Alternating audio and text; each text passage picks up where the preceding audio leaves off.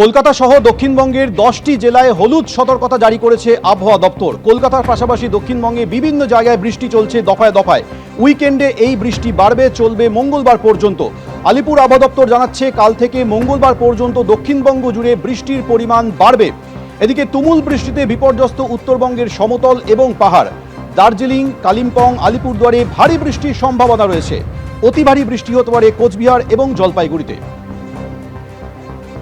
দক্ষিণবঙ্গে তো ভারী বৃষ্টিপাত এবং বজ্রপাতের সতর্কতা রয়েছে। তার সঙ্গে দমকা হওয়া 40-50। দমকা হওয়ার থেকে এখন সব থেকে বেশি ইম্পর্টেন্ট হচ্ছে বজ্রপাত, অতি ভারী, এবং পার্শ্ববর্তী জেলা যেগুলো হচ্ছে কলকাতা, উত্তর দক্ষিণ 24 পূর্ব বর্ধমান, পশ্চিম মেদিনীপুর, পূর্ব মেদিনীপুর, এই জেলাগুলোতে ভারী বৃষ্টিপাতের সতর্কতা রয়েছে।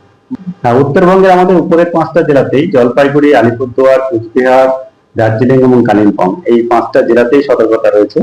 কালিম্পং এবং দার্জিলিং এই জেলাগুলোতে ভারী বৃষ্টিপাত হওয়ার ফলে এবং পাহাড়ি অঞ্চলের জন্য এখানে আমাদের এই বৃষ্টিপাতের ফলে ল্যান্ডস্লাইড বা ভূমিধসেরও সম্ভাবনা থাকে।